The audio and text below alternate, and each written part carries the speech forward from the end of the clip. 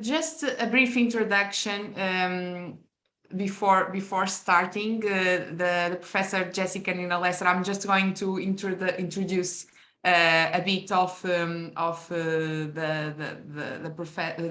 about the work and the career of Professor Jessica Nina Lester.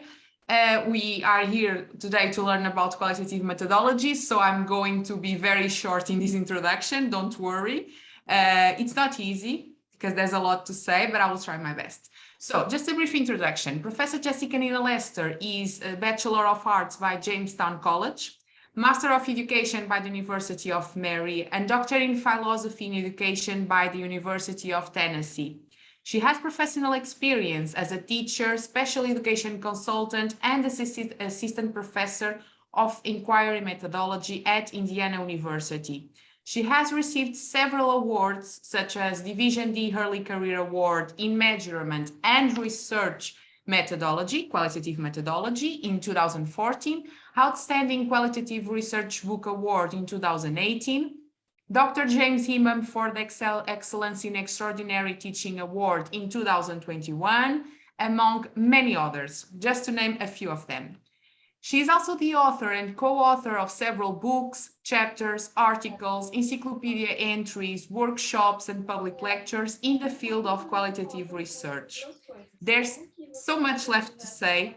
I'm so sorry, Professor Jessica, if I missed something really important, but I really want now to stop talking and start learning. So thank you so much for being here with us, and the stage is yours. Thank you very much.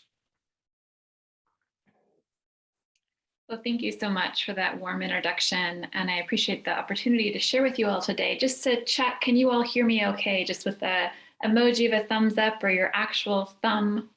Great, excellent. All right, well, I was asked to share a little bit about both thinking about qualitative data generation in a more expansive way, as well as to think more around the range of ways that we can engage in data analysis. So my plan for today is to provide you with a general overview of kind of the meanings of qualitative research, with the intent being that we're all landing on the same page, so to speak, that we're speaking the same language, coming from a range of different positions, but coming to this understanding of what is qual together. And then we'll transition to thinking more about how to re-envision data collection practices. And then also we'll jump from there into kind of expanding the landscape of data analysis. I think someone's mic might be unmuted, so if everyone wants to just check their mic quickly and make sure your mic is muted. Good, okay, great. All right. And then at the end, we'll have plenty of time for questions and comments, but feel free throughout to place your comments in the chat. If things come to mind, I know sometimes it's easier just to share what you're thinking and the questions you have as we progress. I don't mind at all. So to get us started, we know that good qualitative researchers often begin just thinking about the design of their research study, as well as just thinking about themselves as qualitative researchers in relationship to their own social locations, so their own positionality. And so what I'd like to know from all of you is just put in the chat a word or phrase of what interests you or brings you to qualitative research. I'll give you just a few seconds. A single word, a short phrase, what interests you or brings you to qualitative research? Just dump your thought into the chat.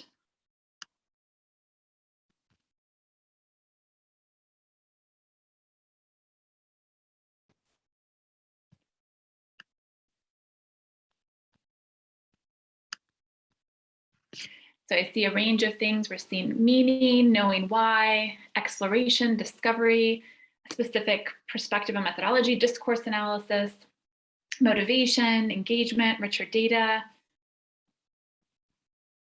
Any other thoughts come to mind? Understanding. Just give you a few more seconds.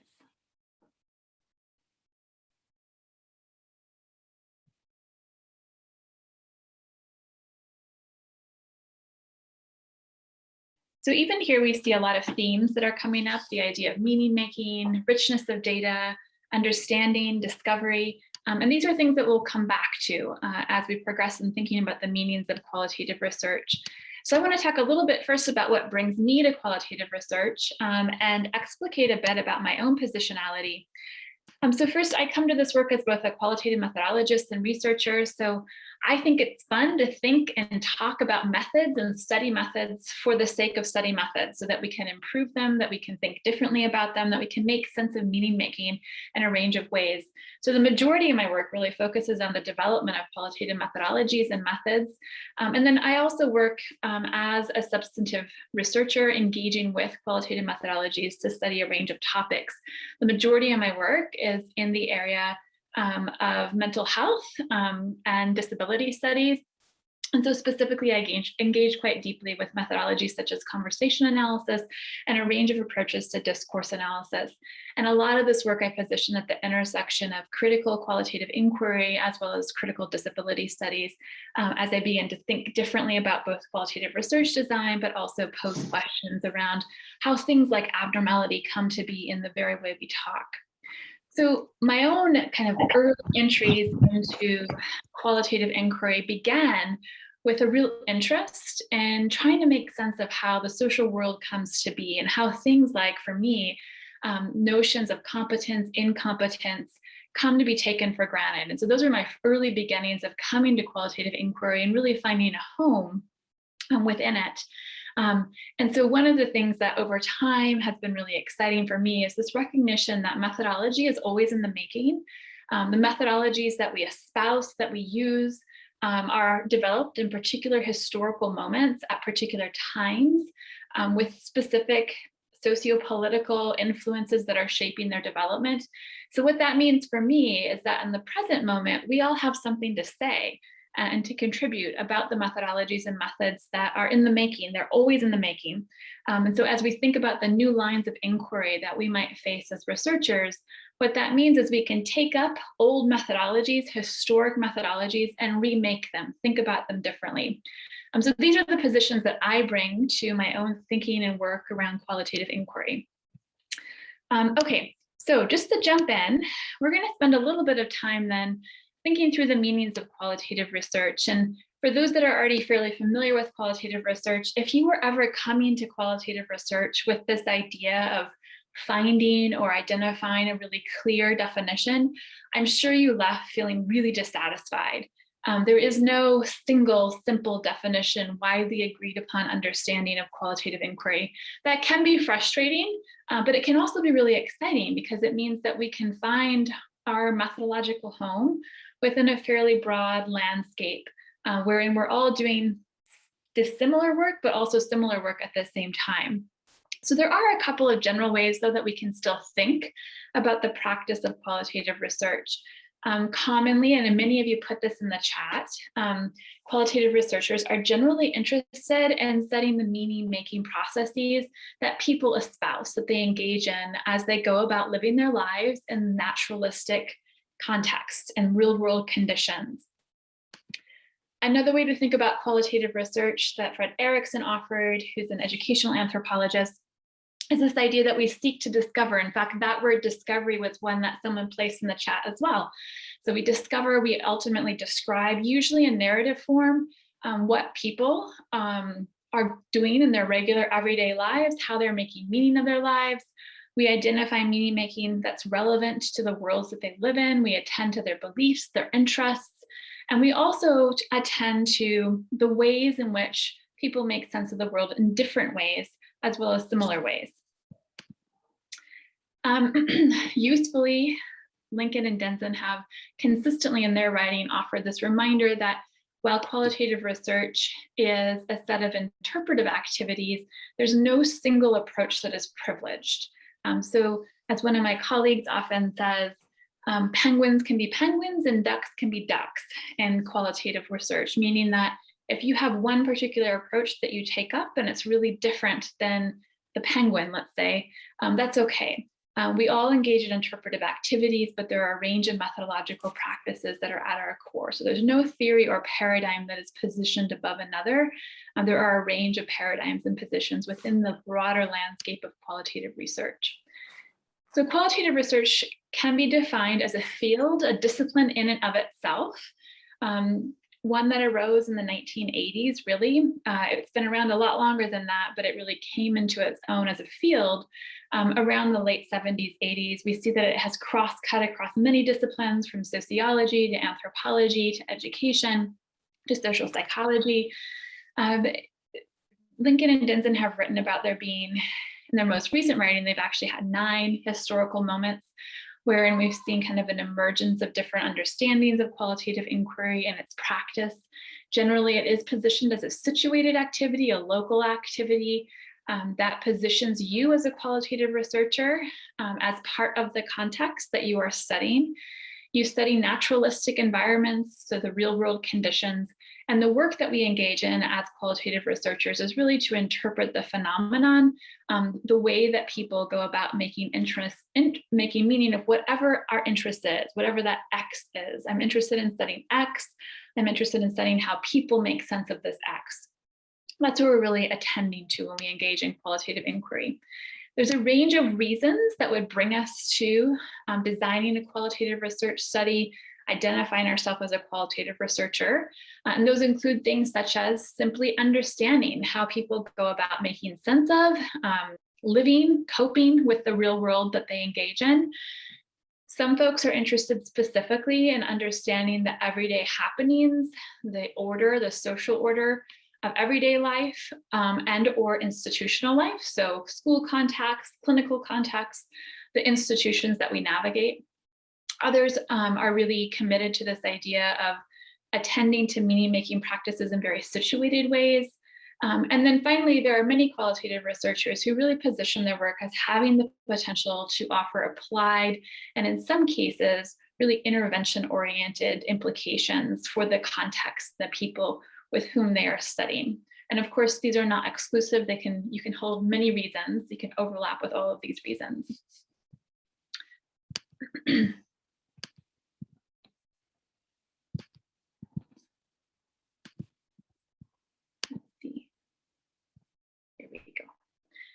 Okay, so talking a little bit about how to reimagine the data collection process. So in general, when we think about designing a qualitative research study, there are a range of considerations that we have to take into account, from engaging in our literature review, which supports us in beginning to generate a research question, to selecting methodology or methodologies, to identifying whether there are any substantive theoretical perspectives or theories that might shape our interpretation and the design of our study. We eventually go about selecting and recruiting participants. We then engage in the process of generating qualitative data, eventually analyzing our qualitative data. We make important decisions around how we'll represent, so display our findings, and then eventually share them. And who do we want them to be accessible to? So we think about our audience. That shapes how we represent our findings as well.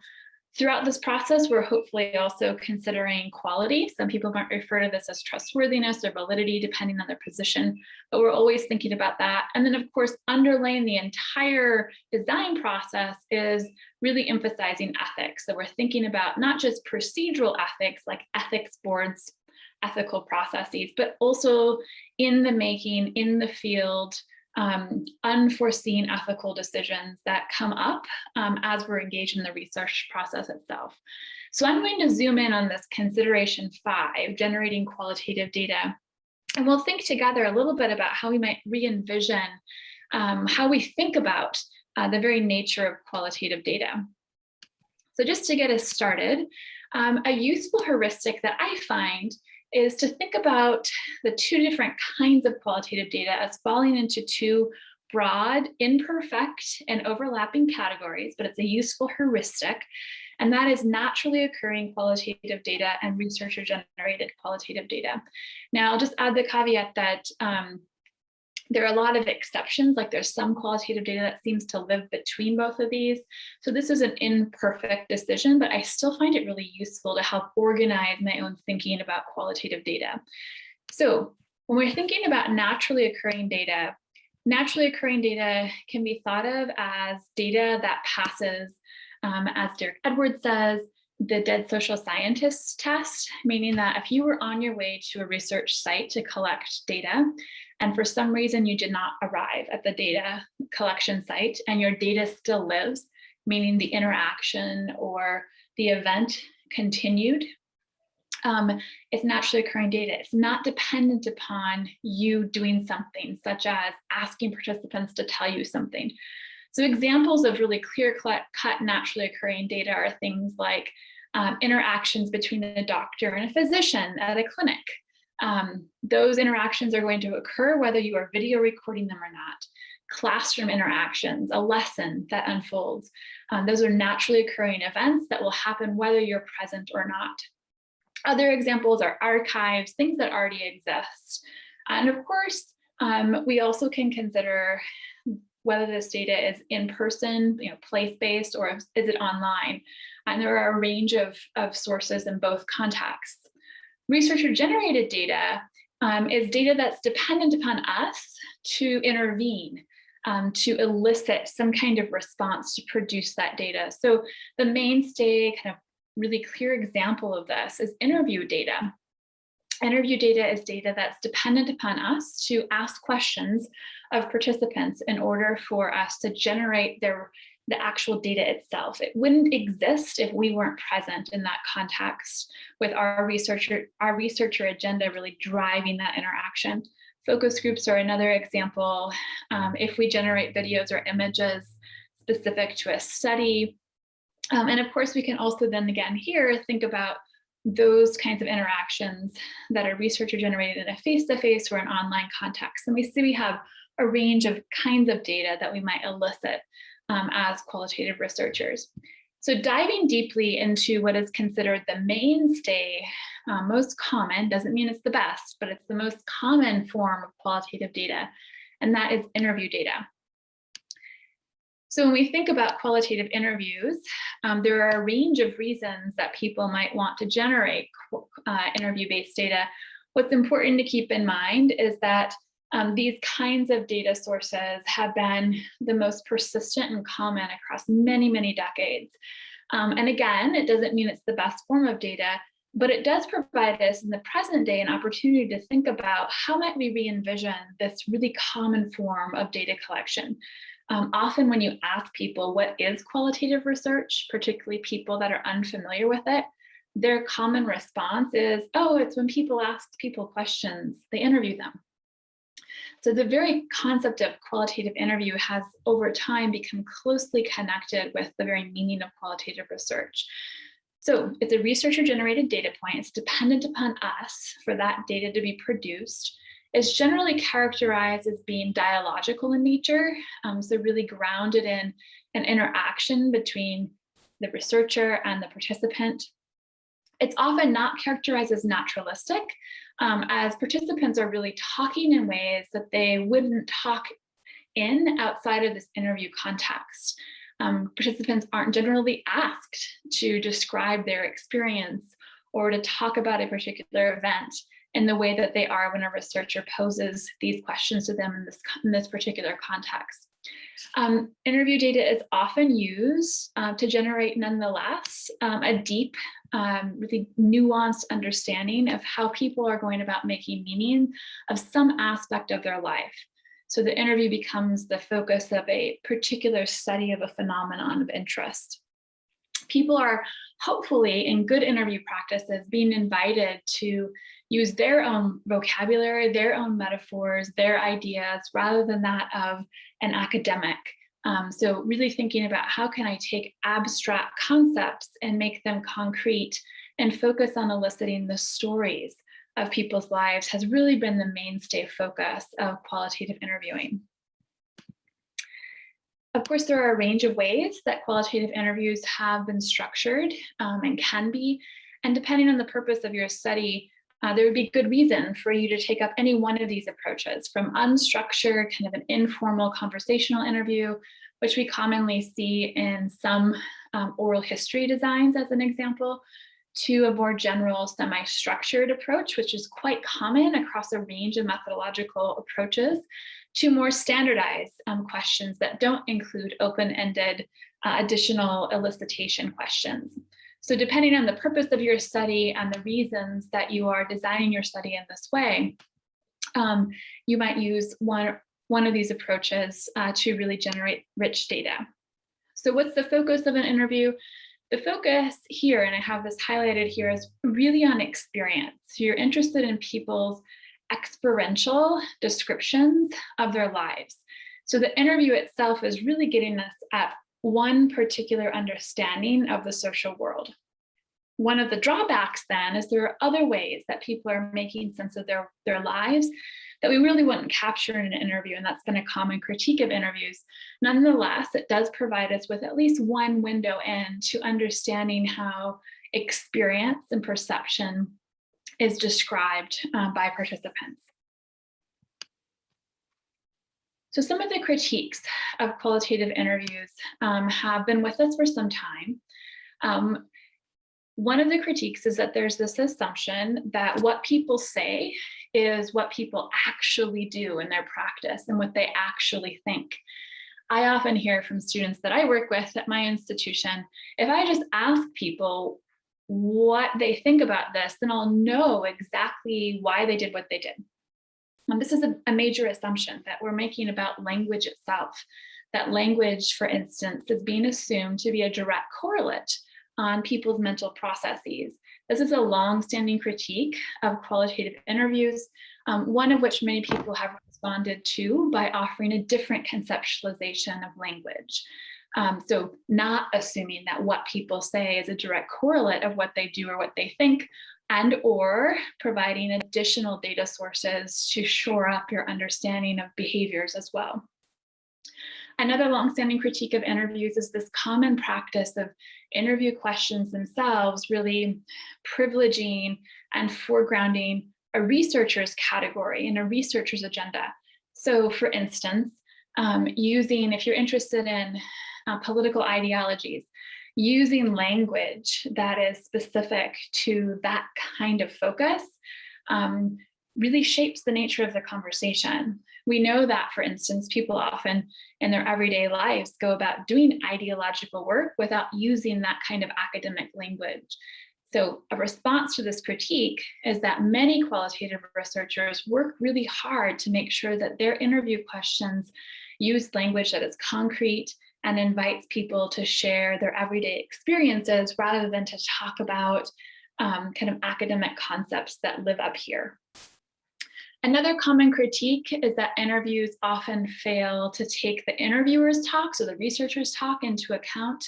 We see this in published literature a lot, where a participant's response is placed on a page and we don't know the question that led to that response. So for instance, we don't know if the researcher themselves posed a leading question and that what is shared is actually reflective of what the researcher said prior to it.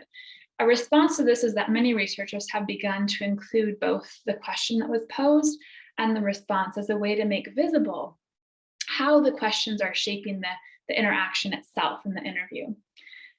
And then finally, there's a kind of more recent emerging response from scholars like Stephanie Kirschbaum and others who have pointed to this idea that interviews have long been built on a normative body-mind, the idea that both the researcher and the participant are assumed to be oral or aural.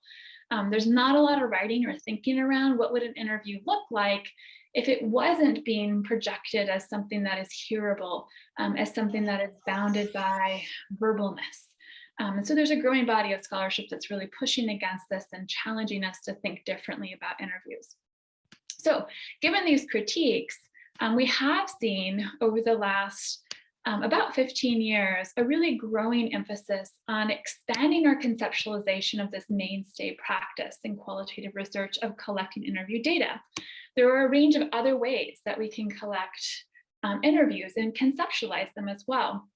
For instance, we've seen a growing body of scholarship that's really focused on this idea of movement and how people's meaning-making practices are not static, that we make meaning in place, that we don't just go about our lives thinking about an object, but we go about our lives thinking about an object as we interact with the object, as we interact with the place. And so we've seen a growing body of scholarship that has provided the method of go-along interviews. Sarah Pink has talked about them as walking interviews, where research participants and the researcher talk about whatever the phenomenon of interest is that is of focus in relationship to place. So they navigate the place as the participants talk about the place. We've also seen some examples of pod walking, very similar to go-along interviews. And also alongside this body of scholarship has been this emphasis around thinking about how GPS technology and mapping might really shape our understandings of people's meaning-making practices and how we can intersect our qualitative work with geotagging and also using historical maps to help us understand better how people are going about navigating their lives as they navigate space versus them just talking about the space without being connected to the space. And so this has really served as one way that some of the critiques of interviewing as being just focused on someone talking at a distance about their experience, of really placing at the foreground this idea of participants talking about a space as they navigate the space and as we make sense of it with them. We've also seen a growing body of scholarship that has highlighted how we can leverage other technologies to really expand how we collect this data. So rather than just having an interview that is one that is oral, we can think about how we can use online spaces to bring forth visual modalities and visual materials to invite people to engage in more creative ways to display their lives to us, ways that might be more in line with how they communicate, be it in chat or over email, or using a range of photo voice type interactions where photos and YouTube videos are part of our research design, specifically our protocol. These more contemporary practices are really serving to expand how we think about the collection of this kind of data. So with that, just as kind of just a brief touch point of thinking about how qualitative interviews might be expanded, I want to jump into thinking a little bit about data analysis, but I'm going to pause before I jump there and just see if there are any questions related to reimagining interview data. I see a question here. Talk a little bit more about the concept of not oral interviews. Yeah, this is the concept that I am really excited with. A lot of my work is focused around thinking about how we can expand our qualitative methods to include ways of understanding that are not dependent upon what has been kind of our preference, and that is hearable language, written communication, very traditional, conventional conceptualizations of how experience is represented. So one of the things that has been unfolding in the body of scholarship that's offered a critique of things like interviewing is really pushing forward the idea of arts-based methods as a way to expand how participants are invited to share about their lives. And this ranges from, the fairly well-established photo voice, where either the researcher or the participant bring photos to the interaction and those become centerpieces for the conversation. We also see a growing body of scholarship around go-along interviews. And we also see a body of scholarship that is asking us to rethink whose language is privileged. So I mentioned Stephanie Kirschbaum. Stephanie Kirschbaum has written quite extensively around the idea of thinking differently about the interview process as perhaps being a space where participants aren't being asked to talk about anything, and instead can do a lot of making. They can make their experience through arts-based. They can use their own embodied expressions to express their experience. So one of the things for all of us to think through is whatever method we're using to collect data, whose body mind is being privileged and whose body mind is being excluded. We can always assume in the methods that we're using that there is some level of inclusion and some level of exclusion.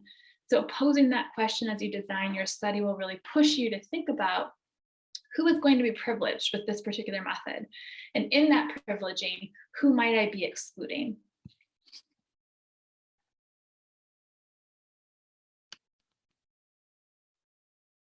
Other questions?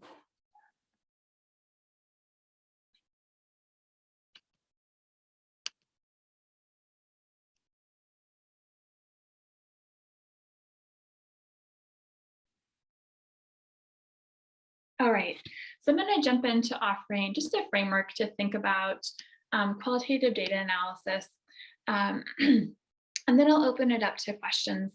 So when we think about qualitative data analysis, the most common thing that I hear when folks think about what is qualitative data analysis is a single word.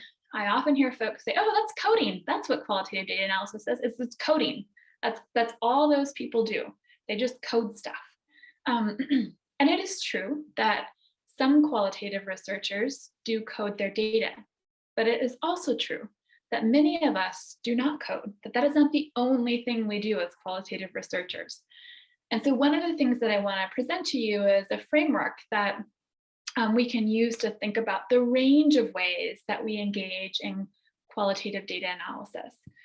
So one of the things to keep in mind is that just like the landscape of qualitative research, when we think about qualitative methodologies, methodological theory, it's very diverse. The same as can be said of qualitative analytic methods. Given there is no particular theory that's accepted or privileged above another, it's not really surprising that there's not a particular analytic method that is positioned as the way we conduct qualitative data analysis.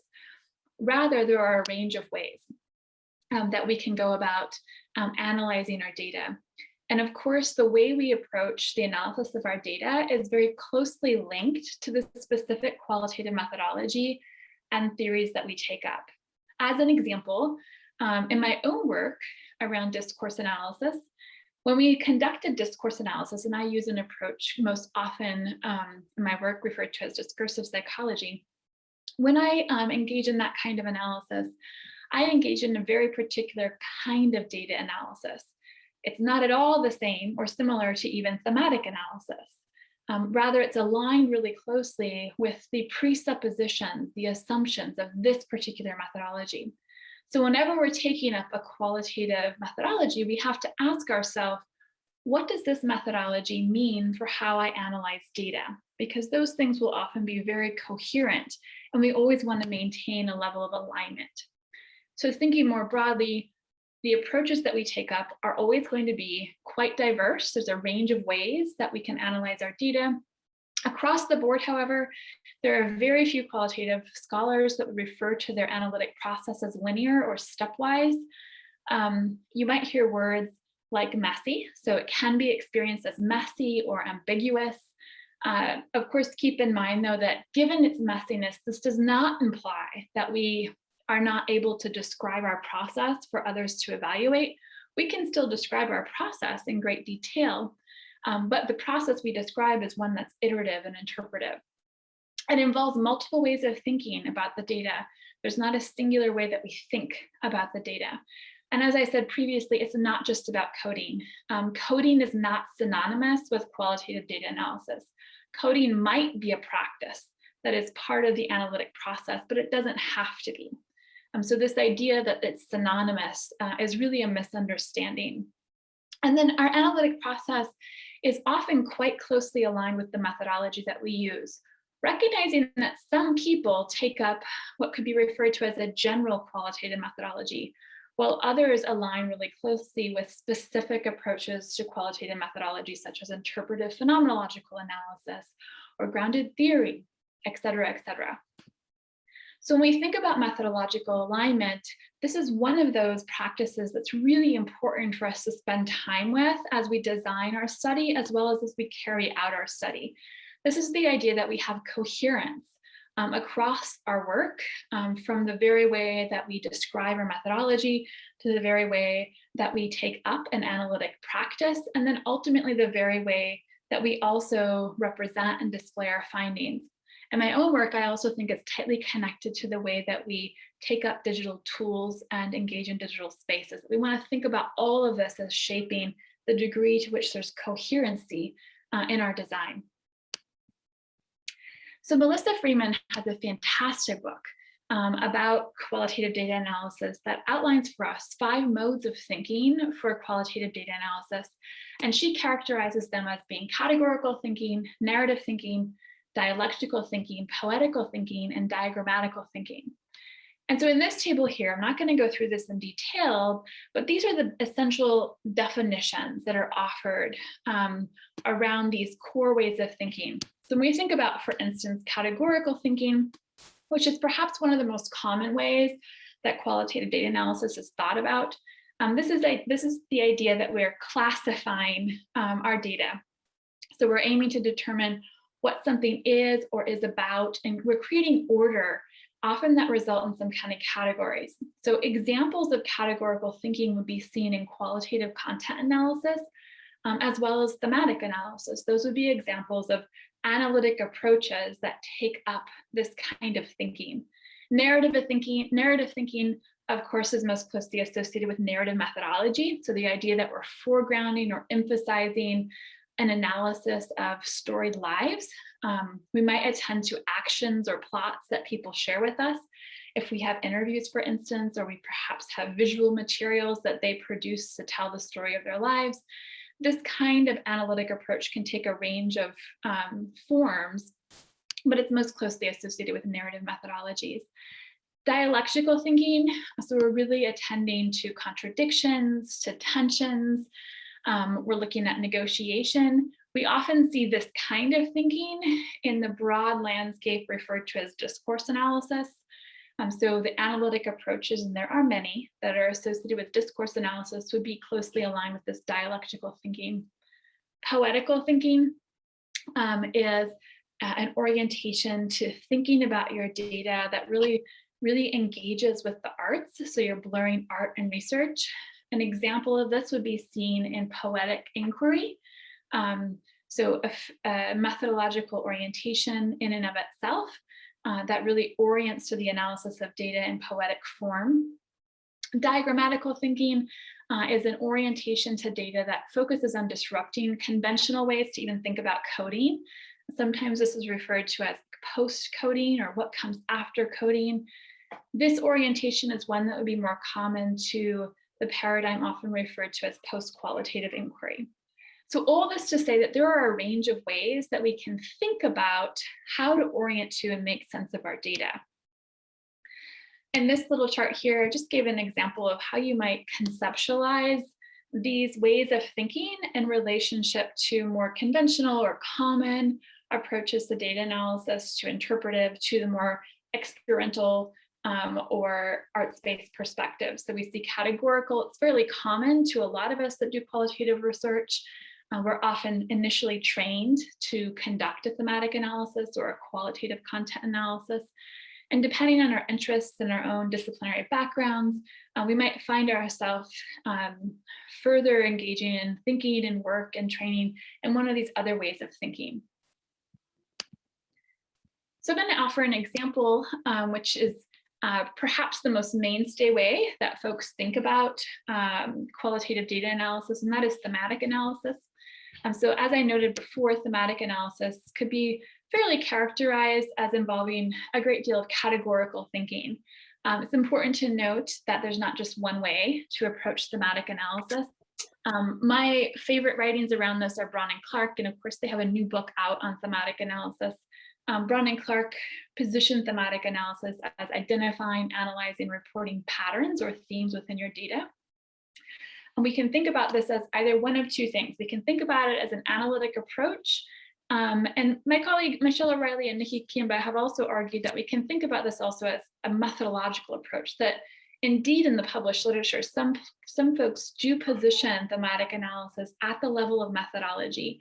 Other folks say it's embedded within a case study methodology, for instance. It's my analytic approach. So you have two different pathways to really think about how you enact or espouse thematic analysis. So Braun and Clark really usefully offer what they refer to as the 6 stages. They're not conceptualized as linear. They're conceptualized as iterative. They might fall back on themselves as you progress. You might return back to stage 4 or after getting to stage 5. But what they provide us with is really a kind of a roadmap for how to think about engaging in the process, with the beginning stages being with that deep familiarizing with your data, initial coding. A range of codes could inform the process, perhaps. You're also engaging with a substantive theory to inform that process. You begin searching for themes, reviewing the themes, defining and naming your themes, and then eventually reporting. And of course, your display of your data would be thematic in nature. So the practice of engaging this process itself is one that, of course, begins with the preparation of your data set. The transcription process in and of itself is interpretive, so you're transforming your data, whether or not you use a transcriptionist or artificial intelligence like Timmy or Trent to support the transcription process, or you engage in the entirety of the transcription yourself, are all really important decision points, as they will shape the nature of the data. And then we engage in multiple rounds of coding as we move our way from codes to categories to themes. Another way to conceptualize this I've just displayed here as a resource for you of the memoing process as really also intersecting with this as well. As we think further down in our process, we might engage in a range of ways to really establish the quality of our work. There's many ways that we can do that, from member checking to engaging in coding circles, as well as also having a critical colleague or a critical friend, so to speak to our data. So kind of the key takeaway here around data analysis is really this idea that there are a range of ways that we can analyze qualitative data. And the key consideration, the key question is the degree to which we have methodological alignment with the way we're claiming to analyze our data and the other elements of our study, the other study considerations. So for instance, does our data analytic approach align with the methodology that we're claiming to espouse? Does it align with the kind of data that we've generated? Is the approach an approach that works well with the kinds of questions that we're hoping to explore and really probe in our study? And of course, what this all also means is that when we move to engage in a particular analytic approach, it also means that we're committing to really become a student of that approach. So it requires that we engage in some kind of skill level building to really learn the nuances of that approach as well. I've included here several books that I think are really useful starting points. You'll see in the left hand of the screen, Melissa Freeman's, which I referenced earlier, Modes of Thinking for Qualitative Data Analysis. This is a fantastic book that really provides you with a broad framework to think about how to think differently and how to think broadly about qualitative data analysis. Johnny Saldana's book, Thinking Qualitatively, provides you with a range of different kinds of frames or thinking approaches that we might engage as qualitative researchers. And then, of course, there are many, many books that introduce specific methodologies and analytic approaches. So as an example, Kim's book around narrative inquiry, I think it's one of the best out there on narrative inquiry, is focused exclusively on narrative methodology. My colleague and I have a book that's focused exclusively on conversation analysis. So as you progress in your own levels of interest around particular analytic approaches, one of the important kind of next steps in the process is to assure that you delve deeply into both the historical and contemporary literature around that particular approach. Okay, so with that, I'm going to pause and open it up for any questions, comments, ways that I can support you in the work that you're engaged in. Thank you, Professor Jessica. We have a question here on the chat from Ivo Costa Santos. He would like you to explore a little bit more the concept of not oral interviews. I think Professor already explained to me that, so I'm okay with that. Okay, thank you. So So, much. Thank you very much. any more questions?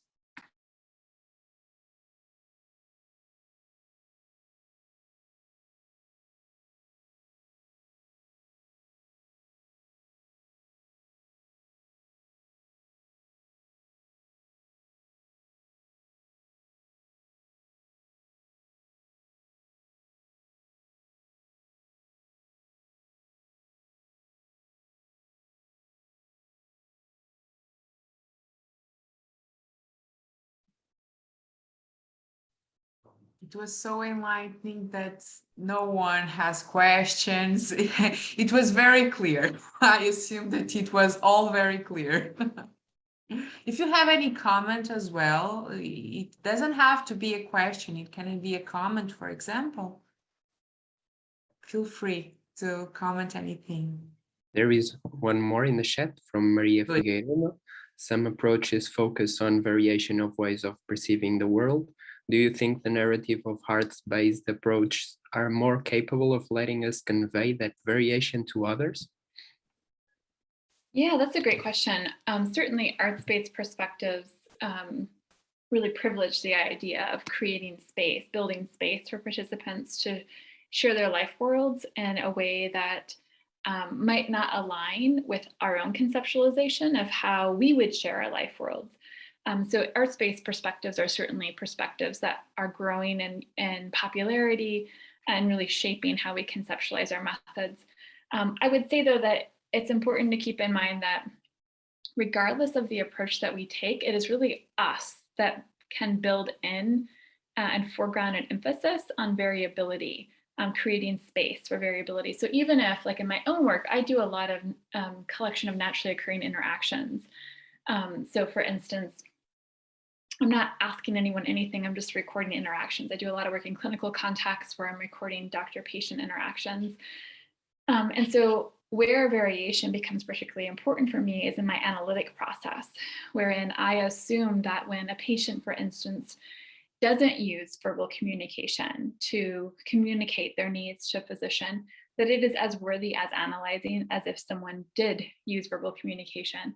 So that falls on me at the analytic stage. But if you want to think about kind of building out how you attend to a range of perceptions through researcher-generated data, arts-based perspectives, and those more creative methods, even around interviewing, are useful starting points.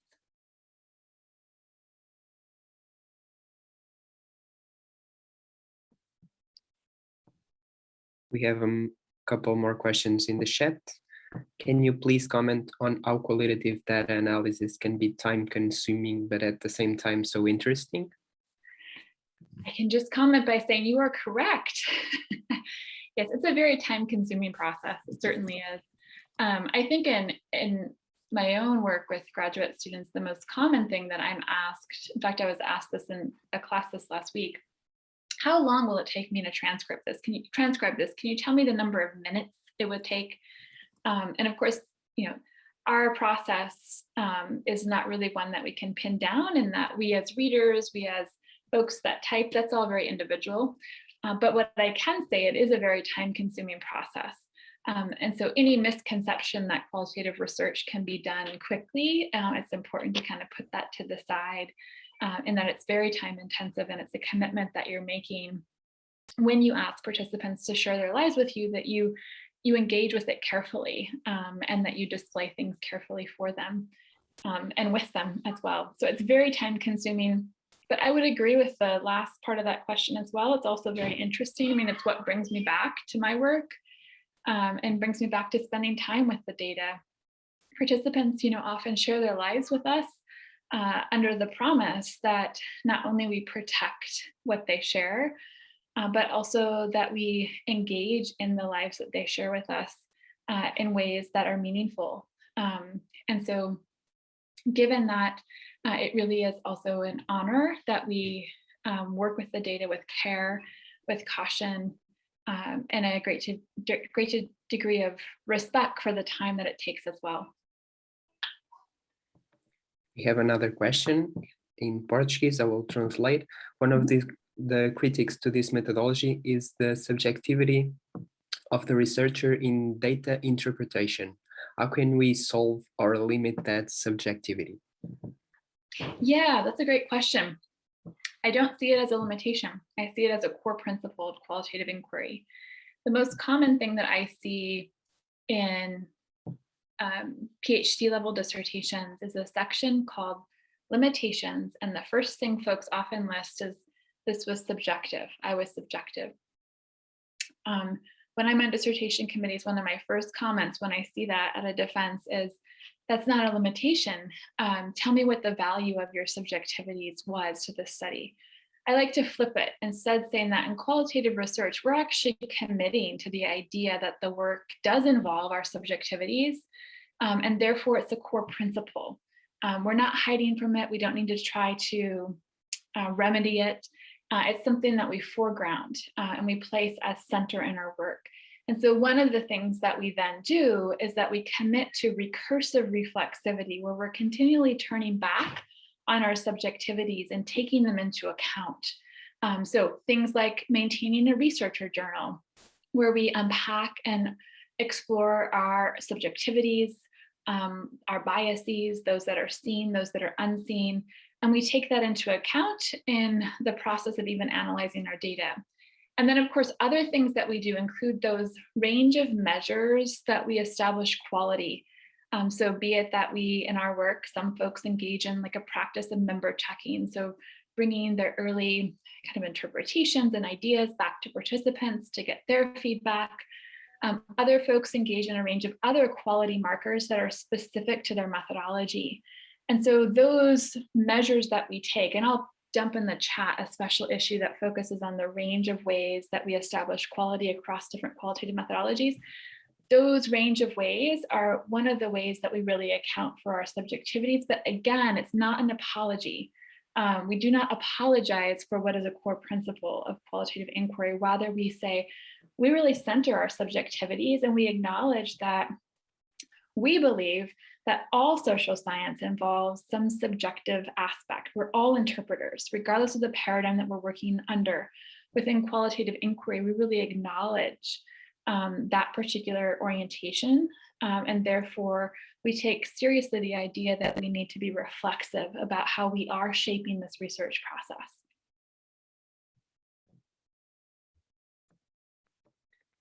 Thank you. That's a very interesting perspective. We have 3 more questions. To what extent is software decisive as a tool for qualitative methodologies? And when you say decisive, are you saying useful? What do you mean by decisive? I guess it is not, I don't think useful, maybe critique, something like that. So how is it like a critical tool? Is it really necessary? I guess that is the got it. The question. Yeah. Well, we know that qualitative researchers for a long time didn't even have access, and many still don't have access to qualitative data analysis software tools, and have engaged in really important nuanced quality studies. And so it's certainly not required, absolutely not required. There are many of us that would argue that it's incredibly useful, particularly as many qualitative researchers began to explore what it might mean to work with big data sets and what big data means for qualitative research.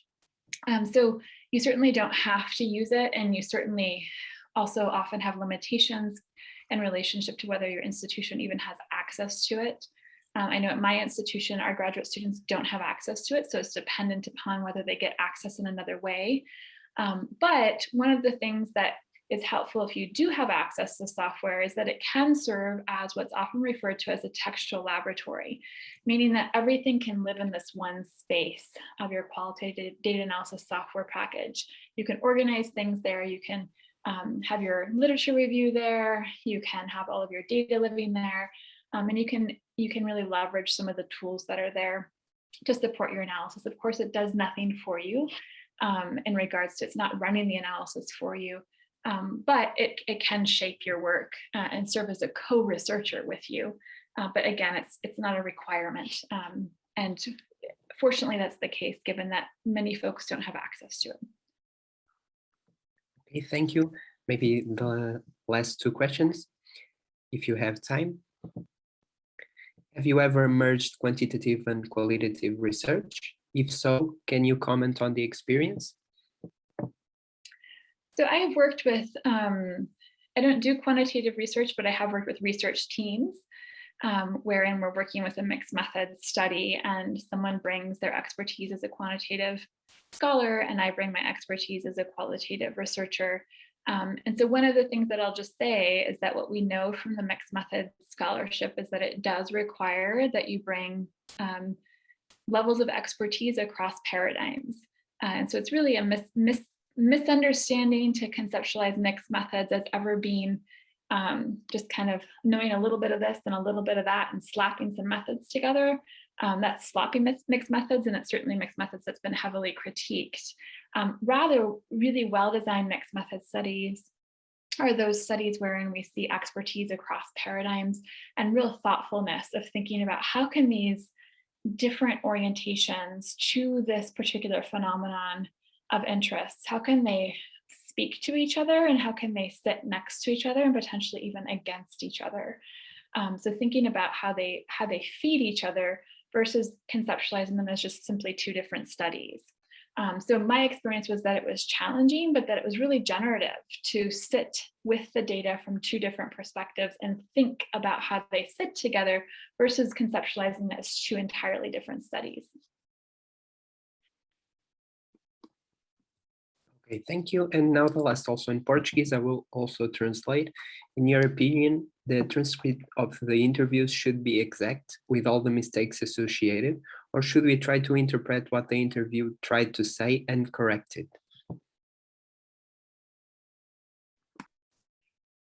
Well, it depends.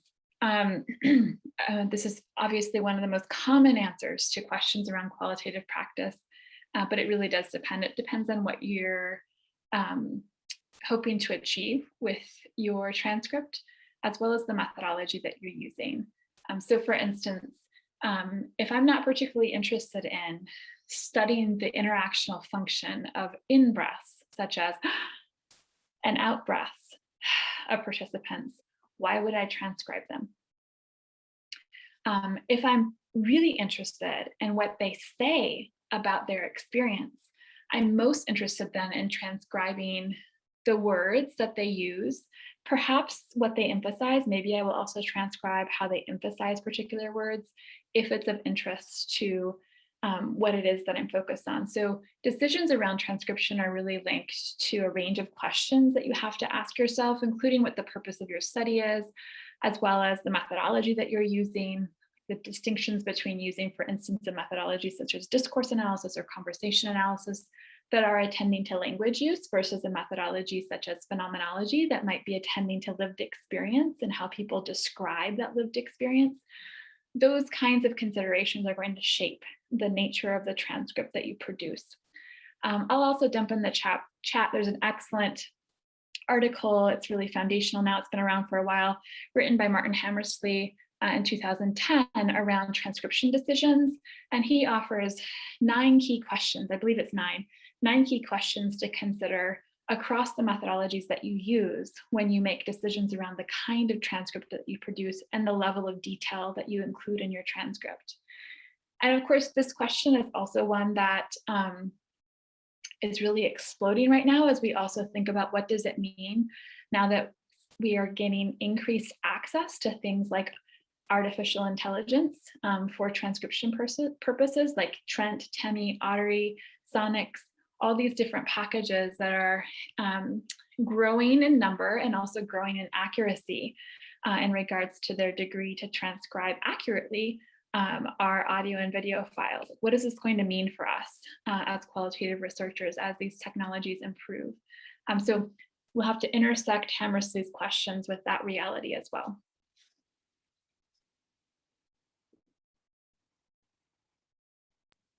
Thank you so much, Professor Jessica. I believe that the questions were also important for us to reflect, and the answers that you provide also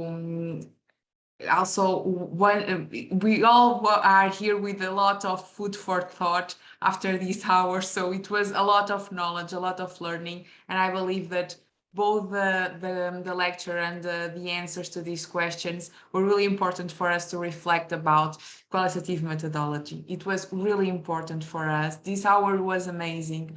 We really have to say thank you for being here with us. And we believe that we can end this lecture with a big, huge round of applause, even though it is a virtual one, but a huge round of applause for you. Thank you so much, Professor Jessica. My pleasure. Thanks for the invitation. And I'll dump a couple of the resources that I mentioned in the chat as well right now. Thank you so much.